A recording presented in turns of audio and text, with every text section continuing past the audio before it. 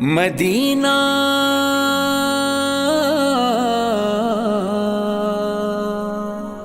روضہ تیرا یا رسول اللہ۔ بسم اللہ الرحمن الرحیم۔ محترم ناظرین، السلام علیکم ورحمۃ اللہ۔ میں ہوں آپ کا میزبان سید عطا عباس، آپ تمام کا استقبال کرتا ہوں پھر ایک بار اپنے اسپیشل پروگرام میں، جس کا عنوان ہے the early life of prophet. جی ہاں، قرآن مجید میں اللہ رب العزت نے یہ ارشاد فرمایا، بسم اللہ الرحمن الرحیم، الم یجد کا یتیمن فآوا، کہ بے شک میں نے تمہیں یتیم پایا اور اس لیے میں نے تمہیں پناہ دی۔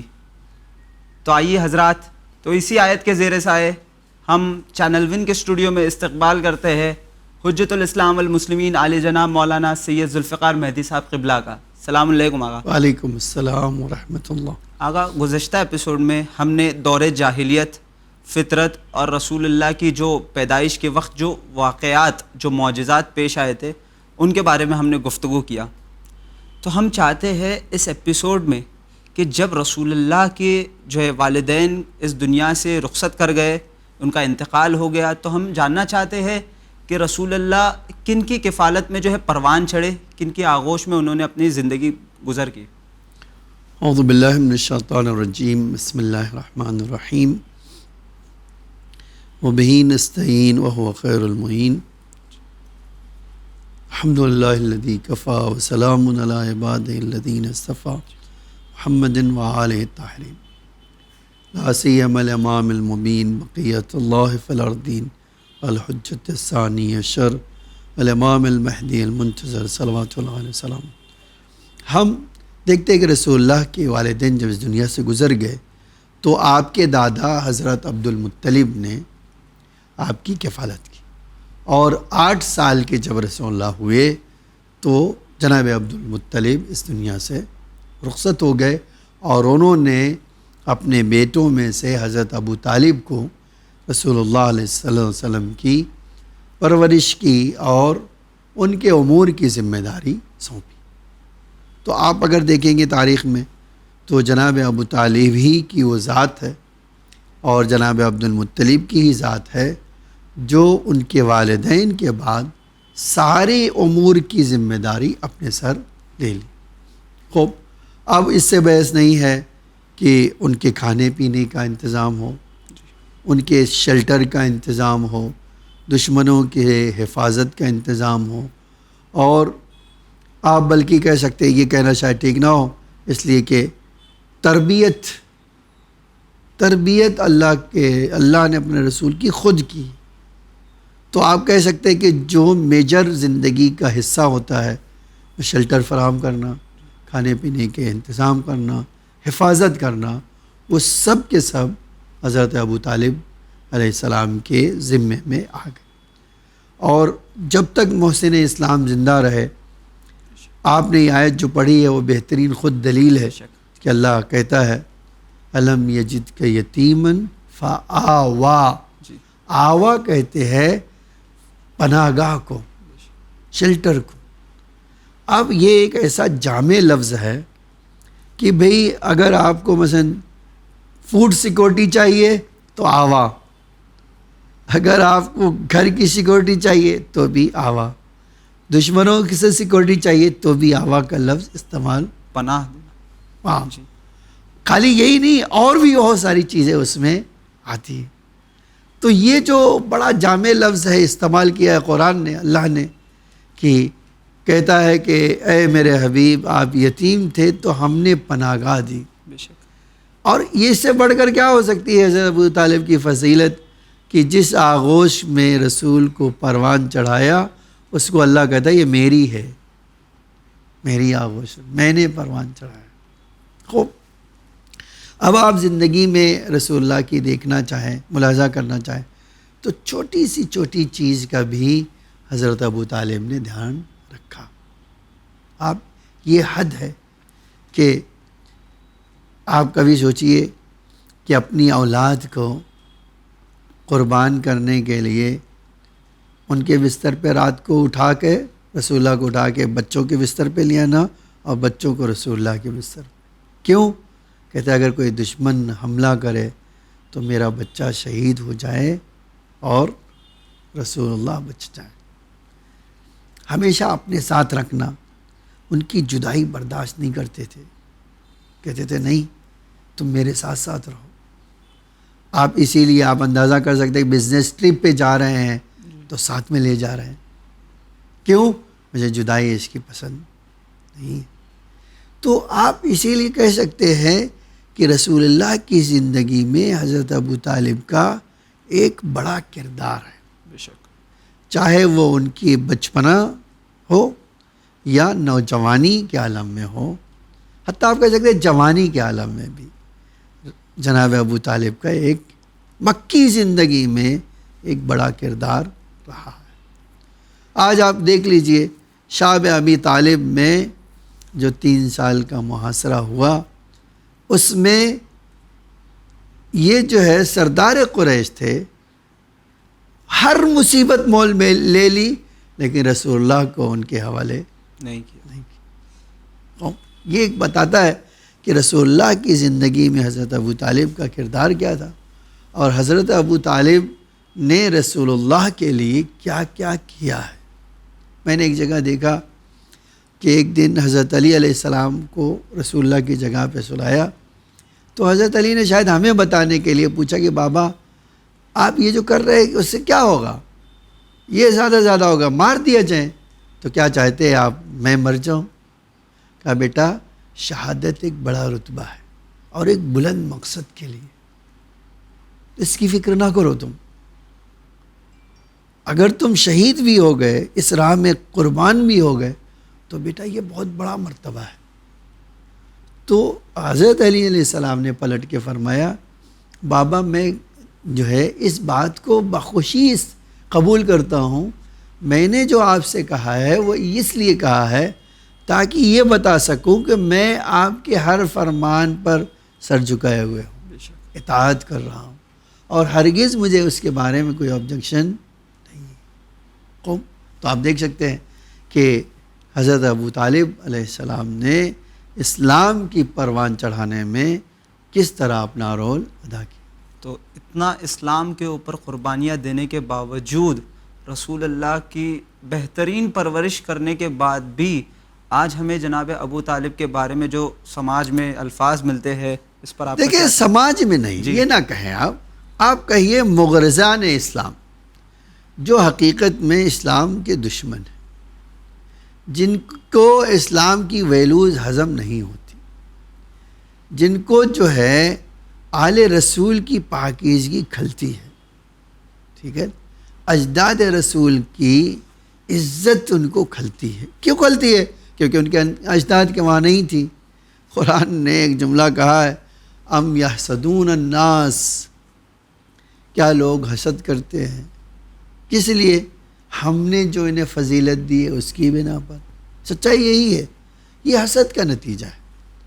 ورنہ آج ہمارے پاس اتنی حدیثیں ہیں خود رسول اللہ کے بارے میں جو ان کے اشعار ہیں وہی کوئی پڑھ لے تو کافی ہے اس بات کو جاننے کے لیے کہ حضرت ابو طالب سے بڑھ کر کوئی ایمان نہیں رکھتا تھا.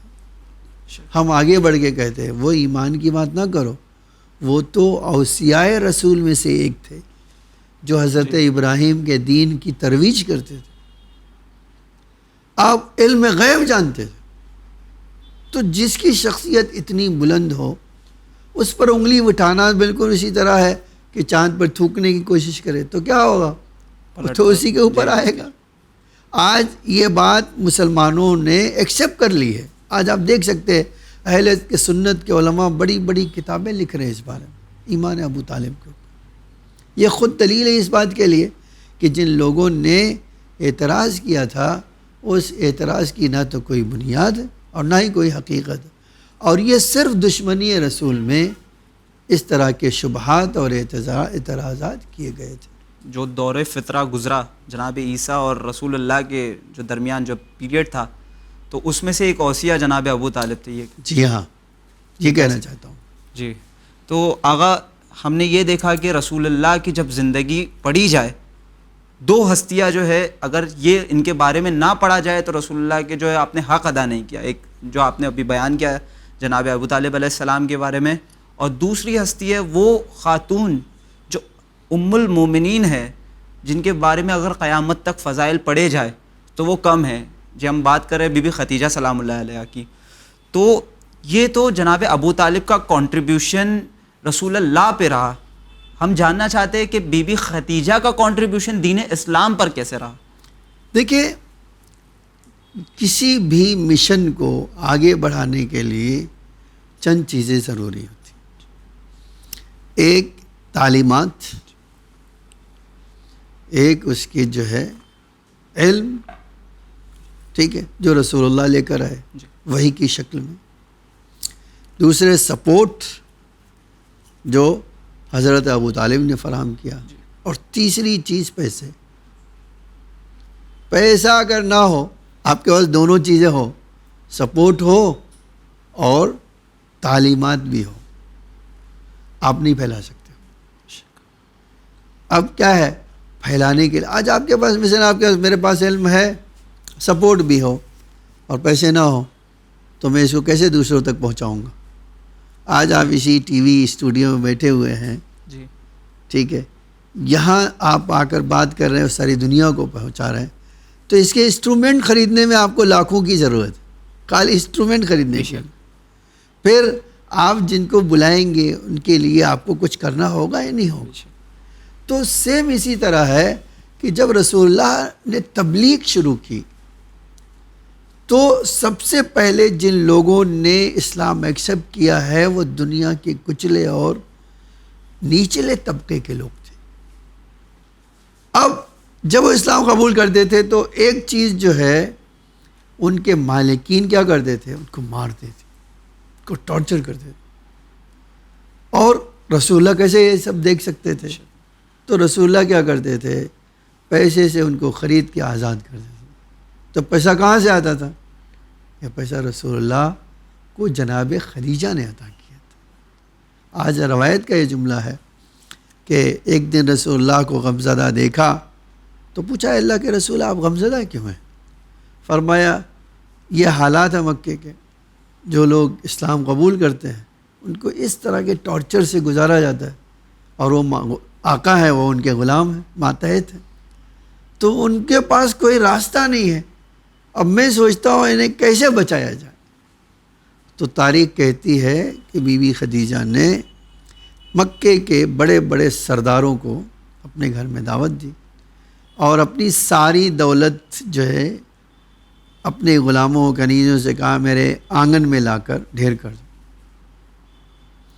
ساری دولت سامنے جو لیکوڈ تھی وہ ڈھیر کر دی گئی.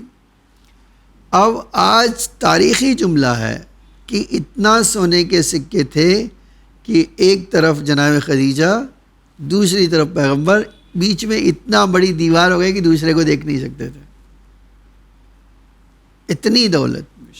اس کے بعد تاریخی ان کا یہ جملہ ہے, اے اللہ کے رسول میں بھی آپ کی کنیز ہوں اور یہ ساری دولت آپ کے جان, آپ کے راہ میں قربان.